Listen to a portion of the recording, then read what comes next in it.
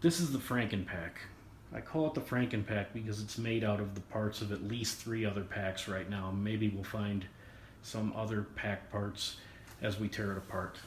Need to apologize for the quality of this video.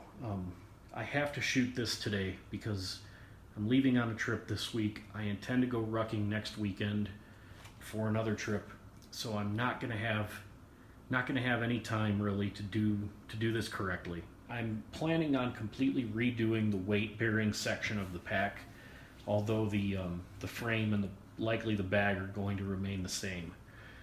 But if I don't shoot this now and show you how I've been rucking and what I've done and the custom parts that are in here, I'm not going to get another opportunity to, because this whole thing is coming apart like within a week. So the first part of this thing is the frame.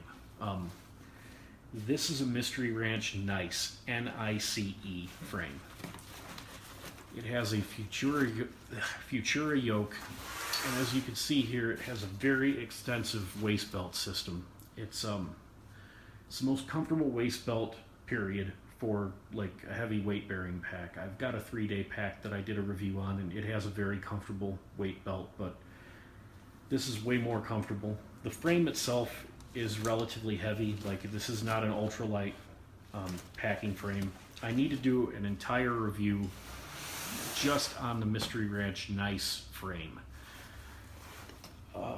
because I've been using it for close to a year and a half, and I'm very happy with the way that it performs. So I don't really have time to get into all the details and features of it, but this is a pack frame from a military system. It's by Mystery Ranch. Typically, I carry somewhere between 35 and 65 pounds in this pack, and I'll typically go 5 to 15 miles depending on the terrain, depending on the weather, how I feel that day, what kind of shape I'm in. I've been doing this for about a year and a half. I haven't made a whole ton of progress, and I'm not where I want to be, but I'm definitely a lot stronger than when I started. So the pack itself, the bag portion, is a Mystery Ranch Pintler. Now, I said that the frame is a military frame. The Pintler bag is from their hunting line. So this is a part that was purchased completely separately, and I believe that I had to make a couple very minor modifications to get it to fit. Inside this bag, I have hiking essentials that are way overkill for anything that I do with this pack on. I have a few things that I used on a mountain climb that are still in here. None of that is necessary on a day ruck, the way that I use this pack, but it's not like I need to reduce the weight of this or reduce the amount of stuff in it. I'm always trying to find new ways to cram additional weight into the pack. So what's in here is a 3-liter hydration bladder. These are new. I normally don't use hydration bladders. Typically I'll use a bottle, like 1-liter bottles, as you'll see, but I used this on the last hike that I did. I have mixed feelings on it. I don't know how much longer I'll be using it. All of the stuff that I carry in the bag section of the pack, I carry it in dry bags. The purpose behind that is, if you're going on a backpacking trip or whatever and it rains or something, all of your stuff is dry, even if your pack gets wet. It's just good habit, and it's just because I was doing a mountain climb and I was too lazy to like debag and reorganize all of the stuff. In the lid, this is about the only part that I actually access when I'm on a ruck. I carry a change of socks or 2 or 3. You can't change your socks often enough. These are terrible for you, by the way. They try to market them like they're healthy, but they're really just candy. I've only been eating these Cliff Bars on a hike for about 3 months, and I shouldn't be because it cuts into the calories that I burn.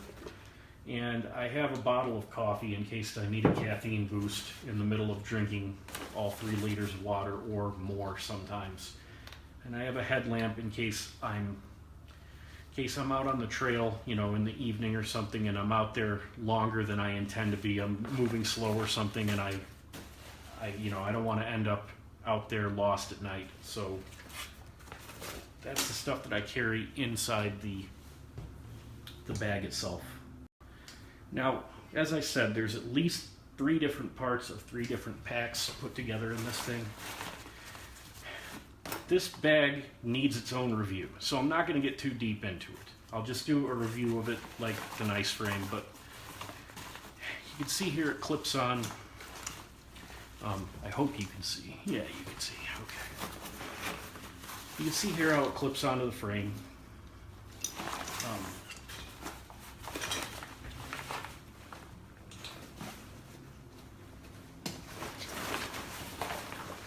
So it's got 4 side buckles. Then there's 2 on the top.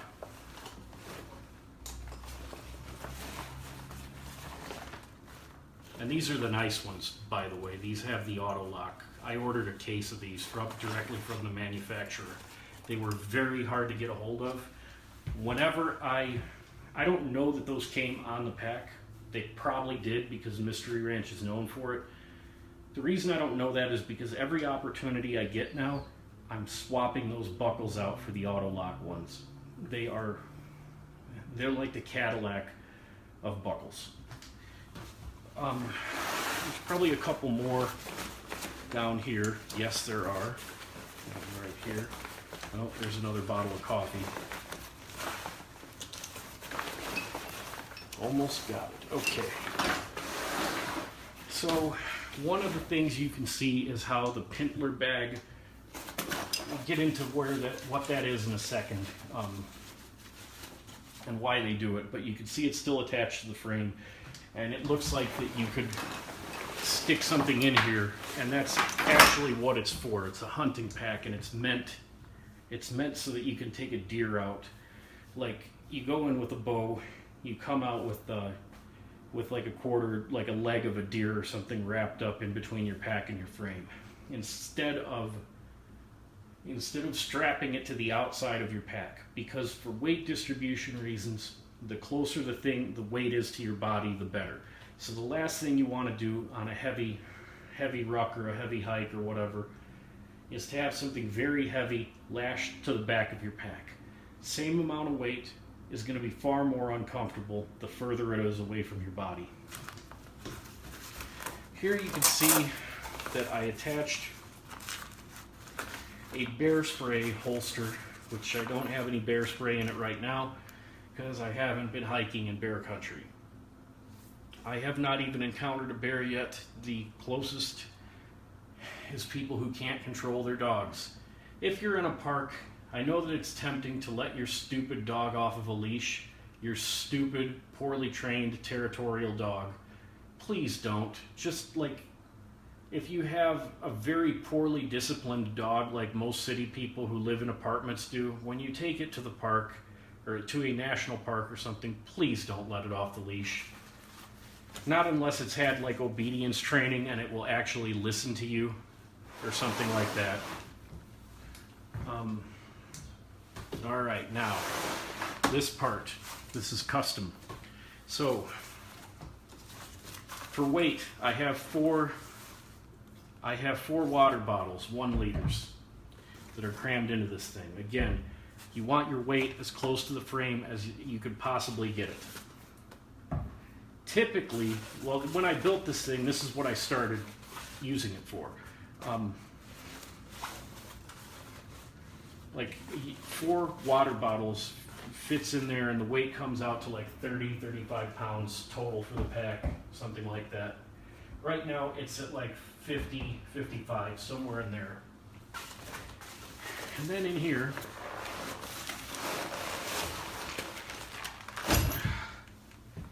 I got a dry bag full of lead.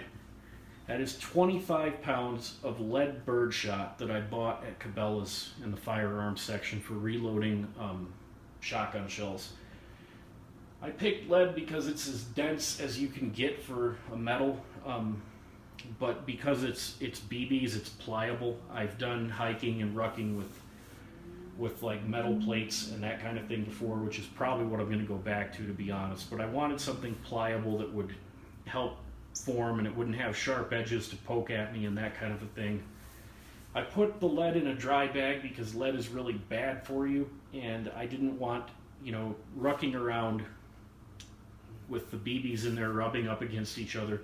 Obviously dust is going to get produced. I didn't want to have a situation where lead dust would be like uncontained, so I bought the highest quality dry bag that I could, and it's wrapped up and it's not going anywhere.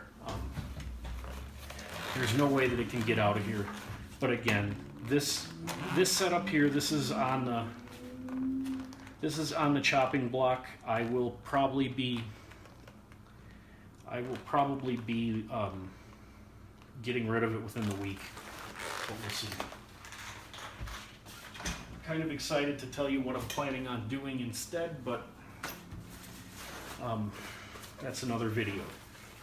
Now, that is okay.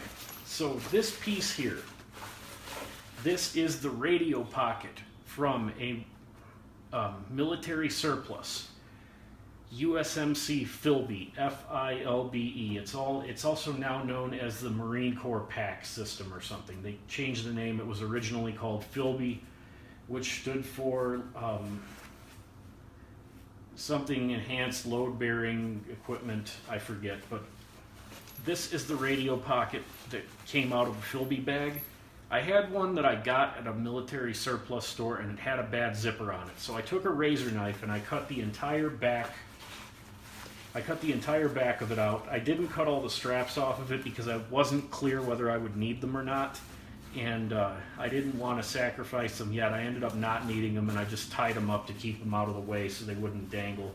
That's kind of a crappy job, but this is all stuff that I'm experimenting with. So what is holding this thing on here? You can see at the bottom that I've got a couple of buckles. These must have been the ones that I ordered, and I've started adding them wherever I need an auto lock buckle or just a male 1-inch buckle of any sort. Okay, so that kind of keeps some tension on it. And again, untie all of this crap. Again, this was not load bearing. It was just to keep these things from hanging and dangling and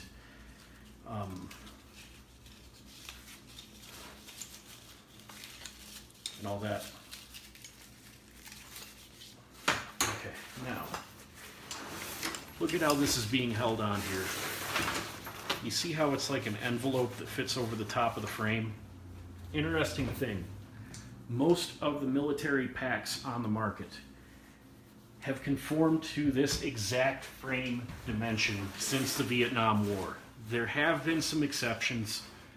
That's a whole different topic. Like, it's a whole video in and of itself, this frame size, but everything from the Alice pack in Vietnam all the way up to the current, the newest generation of pack.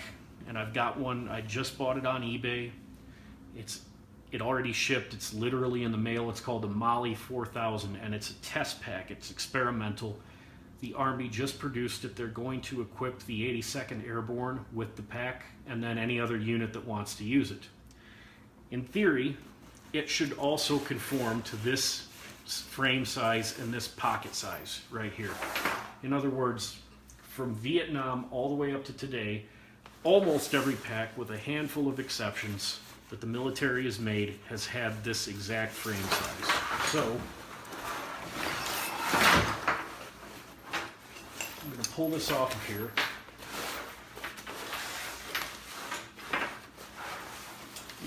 There's a couple of shoulder buckles in the way, and those can go right back on.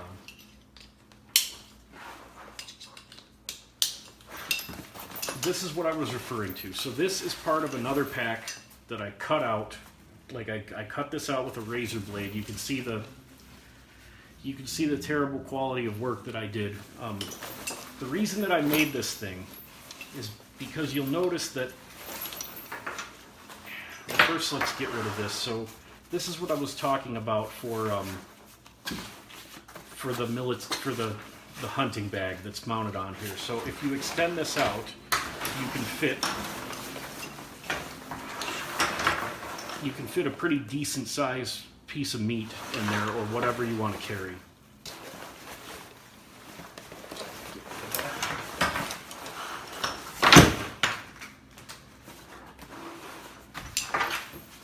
So again, the reason that I cut this out of a FILBE bag, in one of my other videos I talked about radio pockets.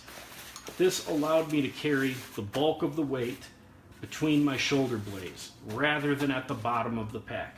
When you're loading a pack, you need to have the weight as close, the greatest amount of weight as close to your shoulder blades as you can get it.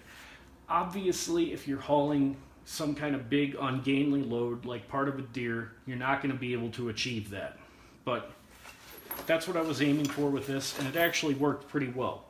Not perfectly, not as well as I want it to. I think I can improve on it a little bit, and I'm excited to try out what I'm thinking and then make a video about it, whether it works or not. That way you could learn, you know, if I fail spectacularly, you could learn. And then I keep a bottle pocket here on the waist because, like I said, I don't normally use hydration bladders.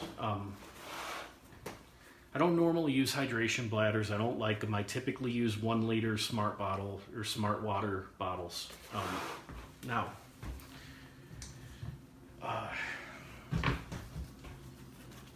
This frame here, this is a carbon fiber frame held together with nylon webbing.